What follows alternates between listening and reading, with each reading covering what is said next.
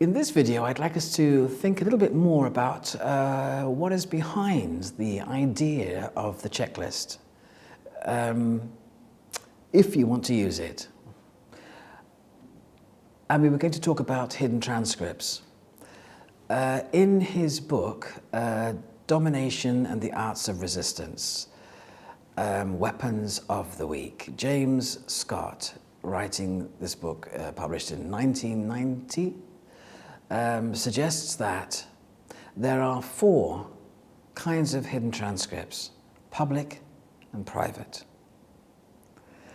And they are paired.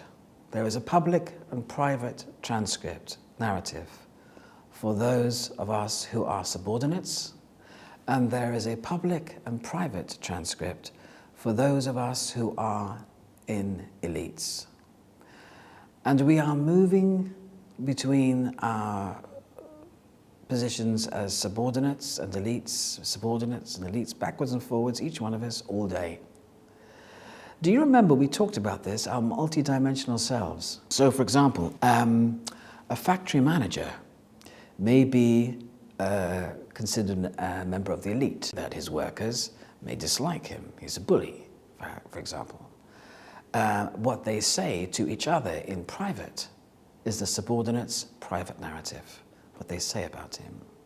He may walk onto the factory floor and everybody treats him as though he's their long-lost friend. That is the subordinate's public transcript. The private transcript must never be known to him. And then he may have private transcripts where he may talk about his workers in a very different way to peers that he trusts and who are probably on his level and that he's known a long time. A private transcript that he would not wish other stakeholders, particular other stakeholders, perhaps including the workers, to hear or know about. And then this person who's an elite goes home and is immediately forced to take up his place in the house as a subordinate, perhaps, to an angry daughter who is very dissatisfied with what he has been able to provide for her in terms of freedoms or facilities or privileges.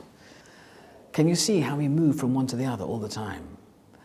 And so, working on that basis, James Scott, who looks at instances of this in many, many different situations, looking into diaries, historical documents, novels, poetry, a wonderful book to read. Also fixes on a particular excellent example of what happens, as I suggested, when a hidden transcript becomes transparent, which is exactly what we're trying to do here with bringing these hidden transcripts of dissatisfaction over particular issues that arise in group work onto the table. We're doing exactly the same. He writes about how Ceausescu, after years of ruling Romania with an iron fist, was making a speech from a balcony on the enormous building that he had built for himself at the expense of the Romanian people. And on film, and you can look this up on YouTube, it's there to see, he is facing a rally of thousands and thousands of people who are holding banners in his support, sometimes banners stretching across many, many people.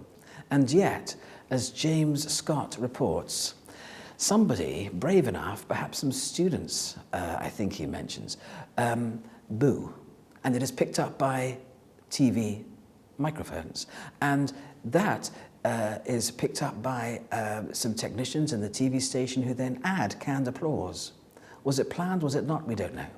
But the booing is then spreading very quickly across the whole crowd, and within moments, the crowd is surging into the building.